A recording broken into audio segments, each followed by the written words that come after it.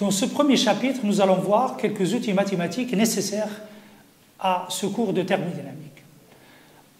Je vous rappelle que vous avez vu en terminale la définition d'une fonction réelle à variable réelle dans le cas d'une seule variable. Il s'agit d'une fonction f définie dans un domaine D qui peut être égal ou inclus dans R vers R. Alors il s'agit de faire correspondre à toute variable x la variable y égale f de x. Dans le plan x ou y, cette fonction est représentée par la courbe C. La dérivée d'une fonction réelle à variable réelle à une dimension est donnée par la relation df sur dx, notée aussi f' de x, et la définition est donnée par la limite de f de x plus h moins f de x sur h quand h tend vers 0. Avec le h, c'est tout simplement un delta x, c'est x plus h moins x. Si cette limite existe, f' de x s'appelle la dérivée de f au point x. Quelle est l'interprétation géométrique de la dérivée? Je vais considérer les points m de coordonnées x, f de x, et m' x plus delta x, f de x plus delta x appartenant au graphe C de la fonction f et la tangente mt à la courbe au point M. La tangente mt est représentée par la droite rouge. À l'accroissement delta x de la variable correspond l'accroissement delta y de la fonction représentée par hm'. La pente de la corde mm' est définie par delta y sur delta x. Delta y sur delta x, c'est hm' sur mh. La dérivée de f au point m sera donc f' de x, la limite quand delta x tend vers 0 de delta y sur delta x. C'est la pente de la tangente mt au point m à la courbe C. Comment définir une fonction de deux variables? Eh bien, il s'agit d'une fonction f définie de r carré vers r qui, au couple xy, fait correspondre la variable z qui est égale f de xy. Elle est représentée dans l'espace x, y, z par une surface. C'est cette surface-là sur la figure. Alors, lorsqu'on a deux variables, une fonction de deux variables ou plus, au lieu de parler de dérivée, nous allons parler de dérivée partielle, c'est-à-dire dérivée par rapport à une variable en considérant la deuxième variable comme constante. Alors, considérons la fonction de deux variables f de x, y et prenons par exemple que y constante. Donc, f de x, y constante, c'est tout simplement une fonction d'une seule variable, la fonction grand f de x, dont la définition est identique à celle que nous avons vue plus haut, f' de x, c'est la limite quand h tend vers 0, de f de x plus h moins f de x sur h. Alors, soit f' de x, c'est la limite quand h tend vers 0 de petit f de x plus h moins f de x sur h. Si cette limite existe, elle constitue alors la dérivée partielle de f au point, par rapport à x au point de coordonnées xy. On la note f' de x ou bien des rangs de petit f sur des rangs x à y constant ou f' par rapport à x de la fonction x, y. Tout de suite, pour fixer les idées, un exemple très simple, je considère la fonction de deux variables f de xy égale x carré sinus y moins y, et je vais dériver cette fonction par rapport à x en gardant y constant. Donc la dérivée en gardant y constant, c'est tout simplement 2x sinus y par rapport à x. Et si je dérive par rapport à y en gardant x constant, x carré c'est une constante, je la garde, je dérive sinus y, la dérivée de la fonction sinus c'est tout simplement la fonction cosinus, c'est cosinus y, et la dérivée de moins y, c'est moins 1, tout simplement par rapport à y. On peut redériver ces fonctions-là. On peut encore dériver cette nouvelle fonction par rapport à x ou par rapport à y. Également, on peut redériver cette nouvelle fonction par rapport à x ou par rapport à y. C'est ce qu'on va appeler les dérivées secondes. Donc nous constatons que 1 et 2 sont des fonctions de x et y. Je vais appeler g de xy la fonction de x sinus y et h de xy la fonction x carré cosinus y moins 1. Donc on peut dériver de nouveau ces fonctions par rapport à x et par rapport à y.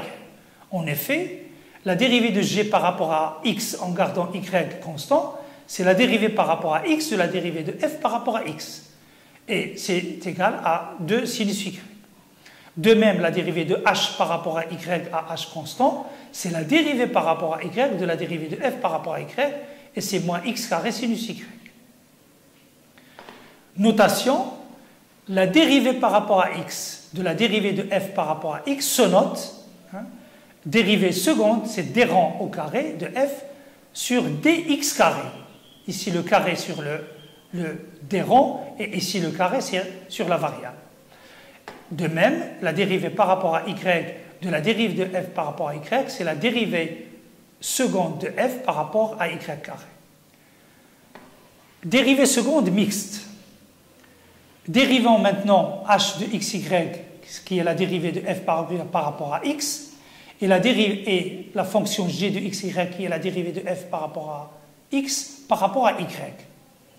On aura donc la dérivée par rapport à x de la dérivée de f par rapport à y, qui est égale à 2x cosinus y.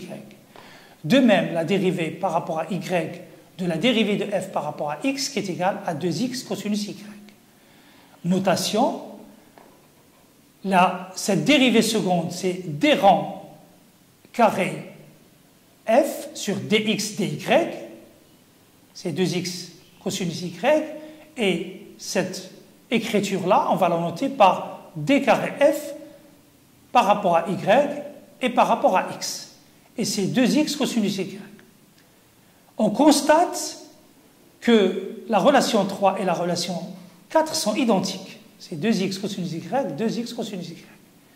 Alors qu'est-ce que nous avons fait? Dans le premier cas, nous avons dérivé par rapport à y, ensuite nous avons dérivé par rapport à x. Dans la deuxième relation, nous avons dérivé par rapport à x, ensuite par rapport à y. Et nous constatons que nous trouvons la même chose. Donc la dérivée seconde de f par rapport à x, ensuite par rapport à y, elle est égale à la dérivée seconde de f par rapport à y et ensuite par rapport à x. Est-ce que ce résultat est général? En mathématiques, la réponse n'est pas affirmative, mais en physique, la réponse est oui. On peut dériver d'abord par rapport à une variable et ensuite par rapport à la seconde, et on peut intervertir la dérivation, on trouvera toujours la même chose. Fonction composée. Le cas d'une seule variable. Alors, dans le cas d'une seule variable, une fonction composée est une fonction qui s'exprime de la manière suivante. Phi de x, c'est une fonction de u de x. F est une fonction de u qui elle-même est une fonction de x. Alors, comment dériver la fonction phi, qui est une fonction d'une seule variable? C'est d droit, dérivée de phi par rapport à x, c'est la dérivée de f par rapport à u fois la dérivée de u par rapport à x.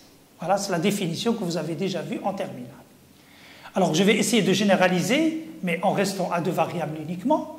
Considérons la fonction phi de xy, c'est-à-dire une fonction de deux variables, qui peut s'exprimer comme f de u de xy et de v de xy, c'est-à-dire que f est une fonction de u et de v, de deux variables, et u est une fonction de deux variables x et y. Alors, dans ce cas, la dérivée partielle, puisque f, phi est une fonction de deux variables, la dérivée partielle de phi par rapport à x, c'est la dérivée partielle de f par rapport à u multipliée par la dérivée de u par rapport à x, plus la dérivée partielle de f par rapport à v multipliée par la dérivée partielle de v par rapport à x. Et la dérivée partielle de phi par rapport à y, c'est la dérivée partielle de f par rapport à u fois la dérivée partielle de u par rapport à v, plus la dérivée partielle de f par rapport à v fois la dérivée partielle de v par rapport à y. Alors nous définissons ensuite, après avoir défini les dérivés, la dérivée d'une fonction et les dérivés partiels, nous définissons ce qu'on appelle la différentielle d'une fonction. Nous allons la voir d'abord pour le cas d'une fonction d'une seule variable. Si je considère une fonction f qui à x fait correspondre y f de x, on dit que f admet une différentielle point m de coordonnées x0. Si je peux écrire f de x0 plus h moins f de x0 égale AH plus h epsilon de x0 h avec epsilon tendant vers 0 quand h tend vers 0. Le coefficient A étant une constante par rapport à h et ceci dans un voisinage de x0, c'est-à-dire très près de x0. Définition de la fonction différentielle. Alors la fonction différentielle, c'est la fonction qui fait correspondre à la variable h, la variable AH. Alors la quantité AH s'appelle la différentielle de f au point x0. Et on note df de x0, c'est la fonction qui fait correspondre à h, la variable df de x0 de h qui est égale à de x0 fois h.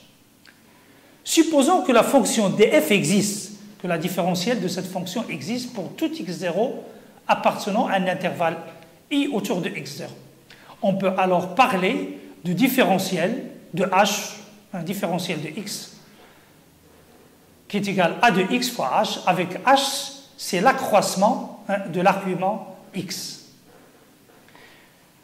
Un théorème mathématique très connu pour la définition de la différentielle, il dit la chose suivante. La différentielle d'une fonction est égale au produit de la dérivée par l'accroissement de l'argument.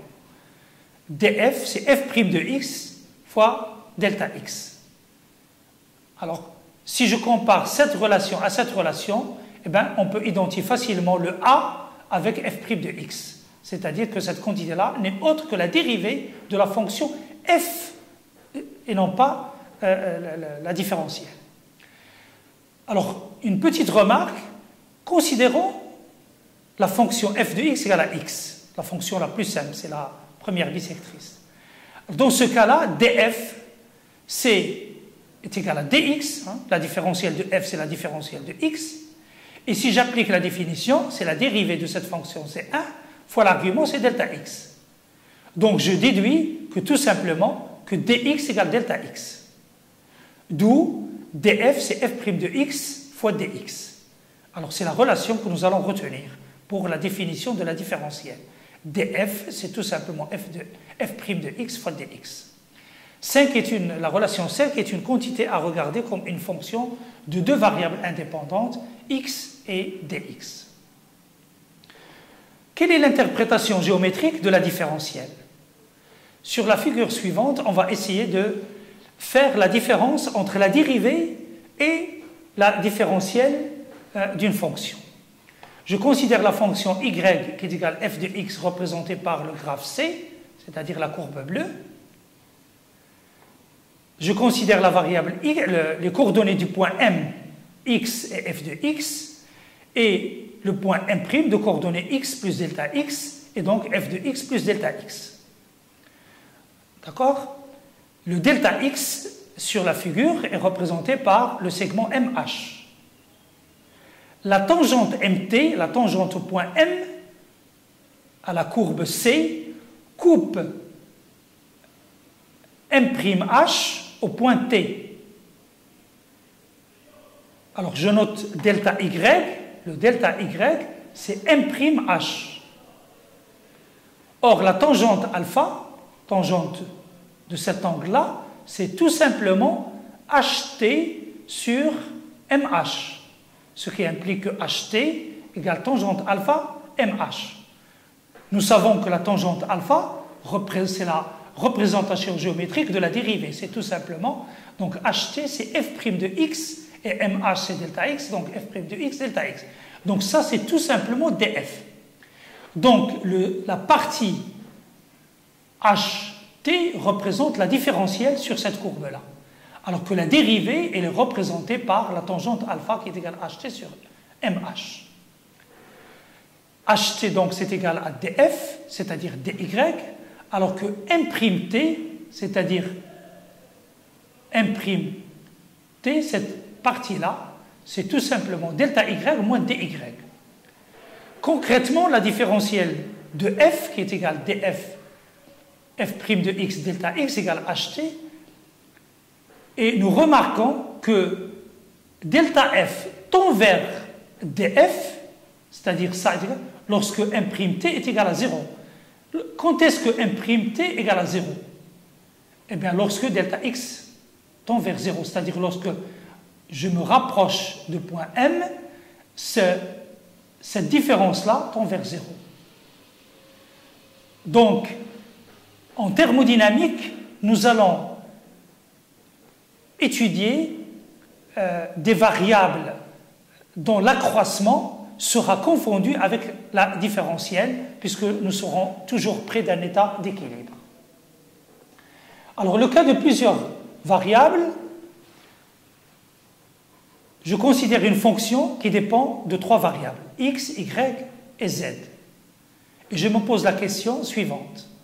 De combien varie cette fonction lorsqu'on passe du point de coordonnées x, y, z au point infiniment voisin x plus dx, y plus dy et z plus dz? La réponse à cette question est donnée par la définition suivante. La différentielle de la fonction f est donnée par l'expression df, qui est égale à dérivée partielle de f par rapport à x fois dx, plus la dérivée partielle de f par rapport à y dy, plus la dérivée partielle de f par rapport à z fois dz. df est appelée la différentielle totale de la fonction f. C'est une fonction de 6 variables, x, y, z, dx, dy et dz. Alors, on vient de voir ce que c'est la différentielle d'une fonction à une variable et à plusieurs variables. Nous allons voir maintenant ce que c'est une forme différentielle, la définition d'une forme différentielle. Et je vais tout de suite passer au cas de 2 variables. La forme différentielle qui correspond au cas de 2 variables est une expression de la forme delta w a de xy, c'est une fonction de x et y de 2 variables, fois dx plus b de xy fois dy.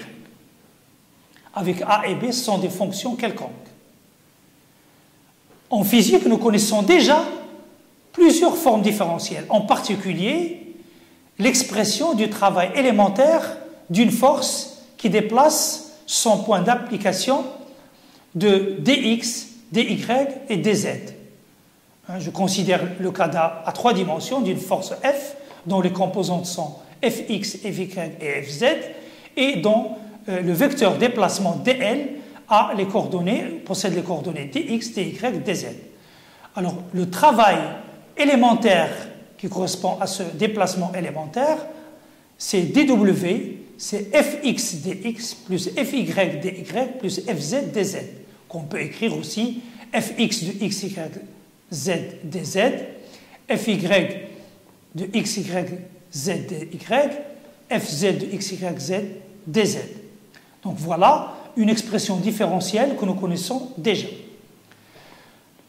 Alors la différentielle d'une fonction, je rappelle que la différentielle d'une fonction a 2 variables, s'écrit df, la dérivée partielle de f par rapport à x dx, plus la dérivée partielle de f par rapport à y dy.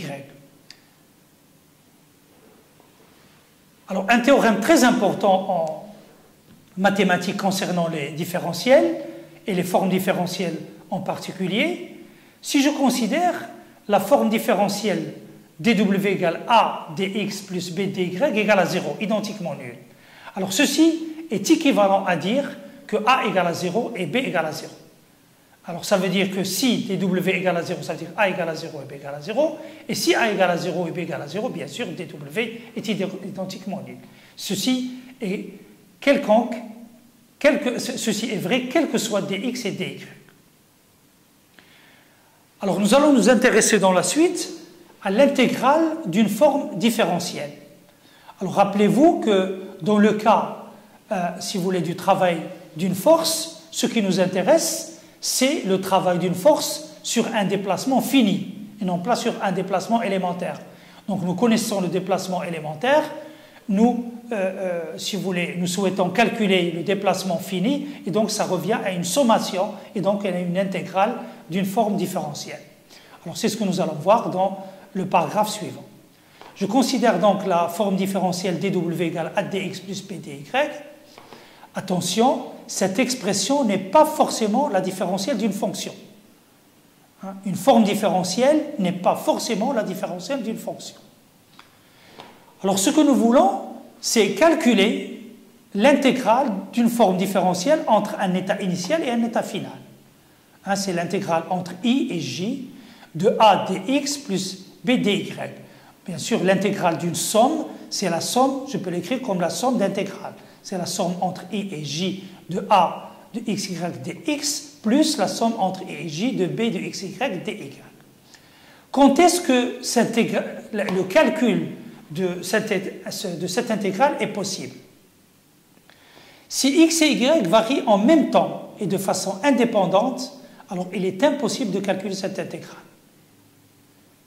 Si on arrive à établir une relation entre y et x, c'est-à-dire une fonction y de x, avec gamma étant le graphe ou la courbe, ou bien le chemin qui représente y en fonction de x, entre l'état i et j, entre l'état initial et l'état final, entre les bords d'intégration i et j, alors l'intégrale s'écrit somme sur le graphe gamma ou sur le chemin gamma de dw. Et dans ce cas-là, c'est une intégrale curviligne, comme ce que vous avez déjà vu en mathématiques. Notez bien que si i égale à j, c'est-à-dire que la borne d'intégration initiale et la borne finale se rejoignent. C'est le cas où la courbe gamma est fermée, on dit qu'elle est fermée. Alors, on la note avec, si vous voulez, avec un rond à l'intérieur, au milieu du signe intégral. Alors je reviens à l'exemple du travail d'une force. Je considère une force à 3 dimensions avec des composantes fx, fy et fz qui déplacent son point d'application de dl. Le déplacement dl aussi est décrit par les composantes dx, dy et dz le long d'un chemin ou d'un graphe gamma. dw, la forme différentielle dw, c'est fx dx plus fy dy plus fz dz. Le travail fini, c'est l'intégrale sur le chemin gamma de la forme différentielle dw. Donc c'est la somme des travaux élémentaires. C'est l'intégrale donc sur gamma de fx dx plus fy dy plus fz dz. Alors, pour fixer les idées, nous allons traiter un petit exercice. Et je considère la forme différentielle dw qui est égale xy dx plus xy dy.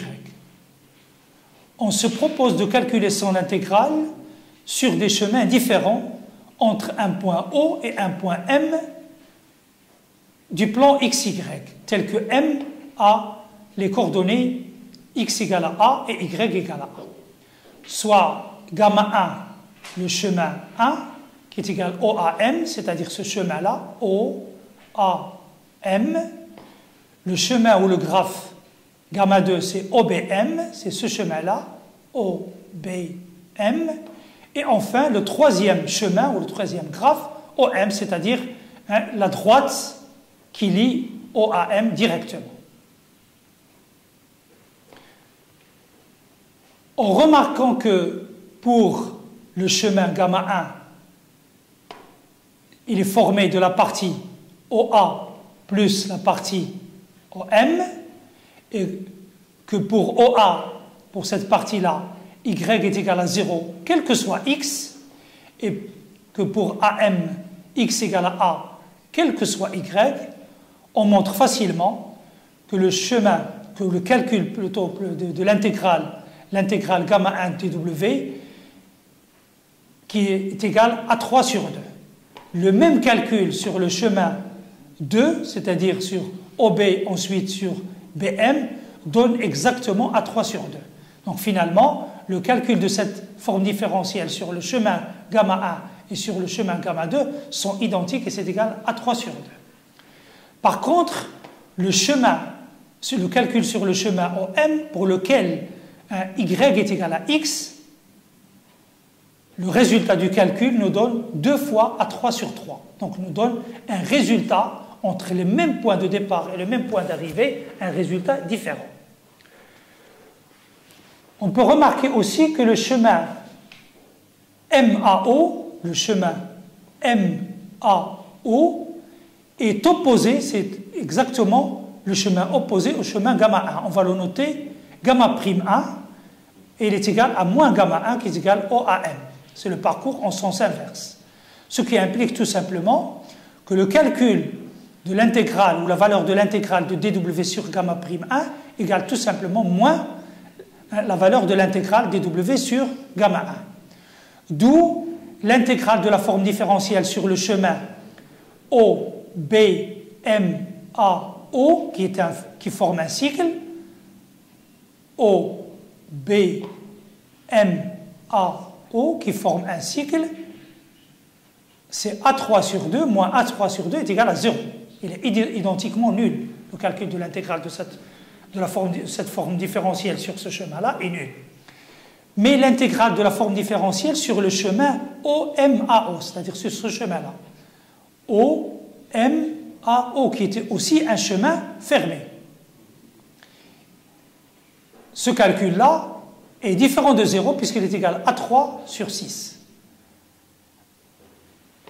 Quelles remarques et conclusions nous pouvons tirer de ce calcul?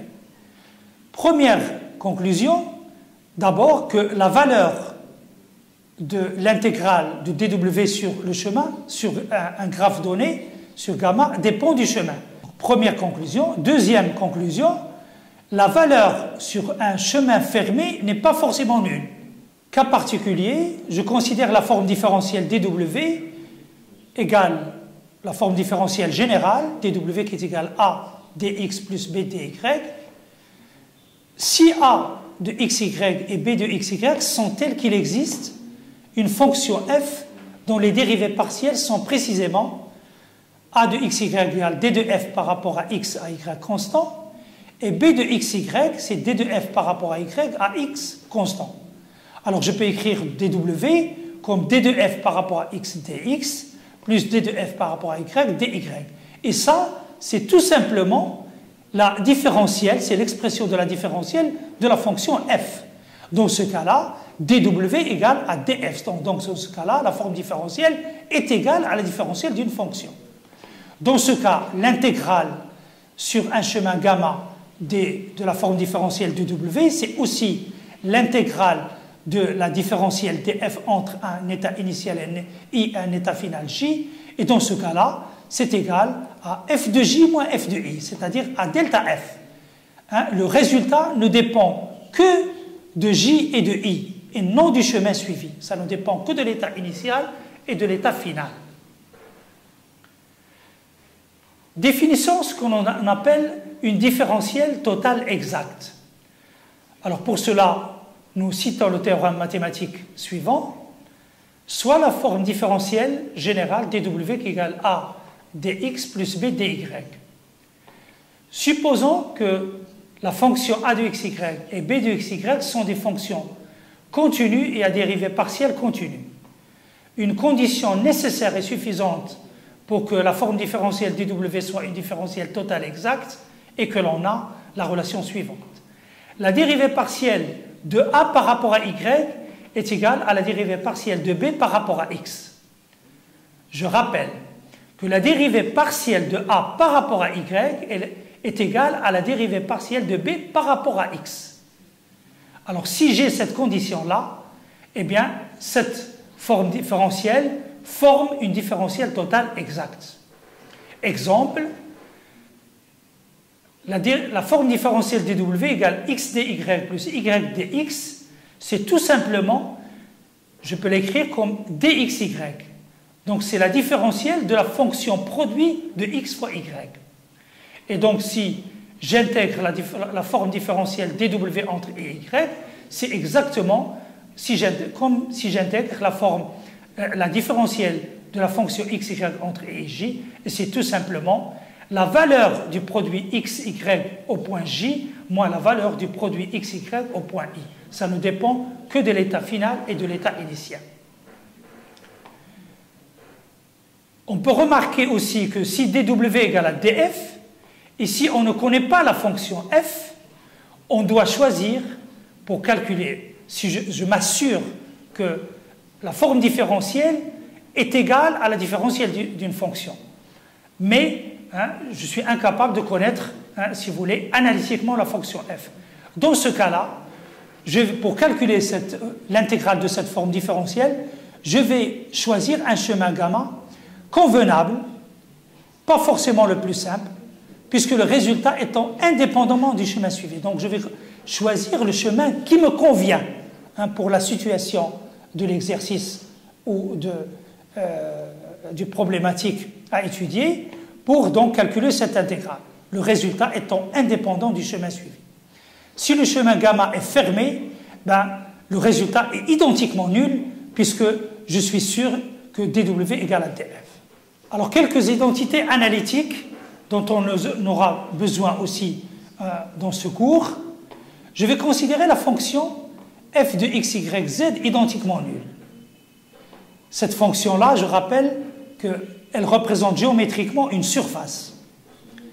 Si on fixe la variable z, on obtient une fonction f de x, y égale à z, une fonction de deux variables. De plus, la différentielle de cette fonction-là, c'est d de f par rapport à x dx, plus df par rapport à y dy, plus df par rapport à z, fois dz égale à 0, mais avec dz égale à 0. C'est-à-dire ce terme-là est nul. Ce qui permet d'écrire dy par rapport à x à z constant, ou plus précisément dérivée partielle de y par rapport à x à z constant, c'est égal à moins dérivée partielle de f par rapport à x sur dérivée partielle par rapport à y. De même, la dérivée de x par rapport à y à z constant, c'est égal à moins df par rapport à y sur df par rapport à x. Si je multiplie membre à membre les deux expressions a et b, j'obtiens la relation suivante, la relation C, dérivée partielle de y par rapport à x à z constant, multipliée par la dérivée partielle de x par rapport à y à z constant, qui est égale à plus 1. On peut également calculer la dérivée de y par rapport à z. Tout à l'heure, nous avons examiné donc, nous avons calculé ces expressions de dérivée partielle à z constant. On peut refaire le même calcul en gardant y constante ou x constant. Et garder, bien sûr, les autres variables non constantes. Alors, c'est ce que je vais essayer de faire ici. Si je fixe x constante, je peux calculer la dérivée de y par rapport à z. C'est égal à d de f par rapport à z avec un signe moins sur df par rapport à y. Et dz par rapport à x à y constant est égal à moins df par rapport à x sur df par rapport à z. Alors, si je forme l'expression suivante, si je multiplie l'expression de dérivée de x par rapport à y à z constant fois dérivée par rapport à y à z par rapport à z à x constant fois la dérivée de z par rapport à x à y constant, le résultat n'est pas ce qu'on peut attendre, si vous voulez, intuitivement. C'est pas plus 1, c'est moins 1. Parce que ici, vous avez z constant, et ici x constant, et ici y constant. Voilà, ce sera tout pour ce chapitre. Et dans la séance prochaine, donc, nous allons voir le début du cours de thermodynamique proprement dit.